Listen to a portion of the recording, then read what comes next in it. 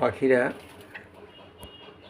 তাদের ঠোঁটের দ্বারা, চঞ্চু দ্বারা তেল মাখে সারা শরীরে। স্নানের পরে ও পিছনে যে গ্ল্যান্ড রয়েছে সেখান থেকে তেল, তৈলগ্রন্থি যেটা, সেখান থেকে তেল নিয়ে সমস্ত পালকে মাখে, যাতে জল রোধী হয়। সেটাকে জল গায়ে লাগলেও ওদের পালক কোনো রকমের ক্ষতিগ্রস্ত হয় না। সেটাই এই দেখুন আমার ময়না। শরীরটা কদিন ধরে খারাপ ছিল, তাই অতটা করতে পারেনি। এখন এই যে প্রত্যেকটা পালকও ঠিক করছে। পালকগুলোকে আস্তে আস্তে আস্তে আস্তে প্রত্যেকটায় ওর চঞ্চু দ্বারা তেল মেখে মেখে, ঠোঁটের দ্বারা তেল মেখে মেখে পুরো পরিপাটি করে ড্রেসিং করে।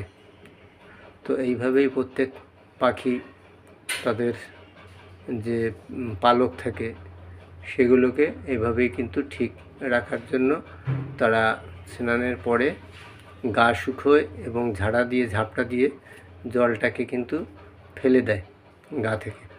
তো সেইভাবে করতে থাকে। এইভাবেই ওদের সুন্দর পালক এবং গর্জিয়াস লাগে, মনে হয় যেন কি তেল দেওয়া সারা শরীরে, সেরকমভাবে।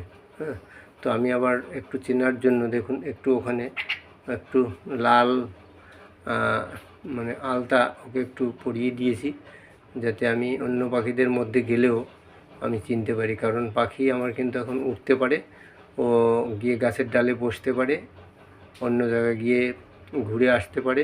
আমার কাঁধে কিছুক্ষণ অন্য 2-3টে বাড়ির পরে আমার কাঁধে গিয়ে বাচ্চাদের সাথে দেখা করে এলো।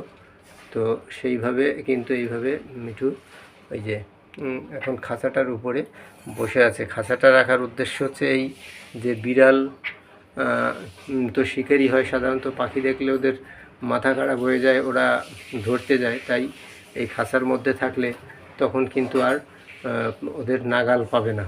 হয়তো এসে হালুম হালুম করবে বাঘের মতো খাঁচার পাশ দিয়ে, কিন্তু ওকে অন্তত ধরতে পারবে না। তো আত্মরক্ষার জন্য এই খাঁচাটা বলতে পারেন। এই যে এই দরজা, মিঠু কিন্তু এই দরজা দিয়ে নিজেই ভিতরে ঢুকে যায়।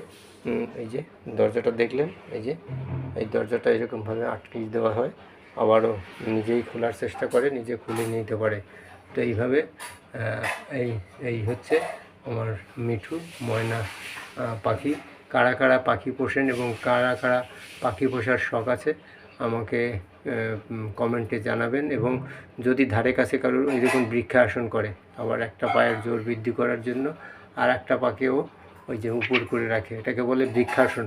তো যাই হোক, যদি কারোর আর একটা শালিক পাখি থাকে আমাকে কাছাকাছি বাড়ি হলে, উত্তর 24 পরগনা, নিউ ব্যারাকপুর যদি হয়, তাহলে আমাকে আর একটা শালিক পাখি কেউ যদি দেন সহৃদয় ব্যক্তি, তাহলে খুব উপকৃত হব। ধন্যবাদ। ধারের কাছের প্রত্যেক বন্ধুদের রইল আন্তরিক অভিনন্দন এবং শুভেচ্ছা। প্রত্যেকে ভালো থাকবেন, সুস্থ থাকবেন এই কামনা করি।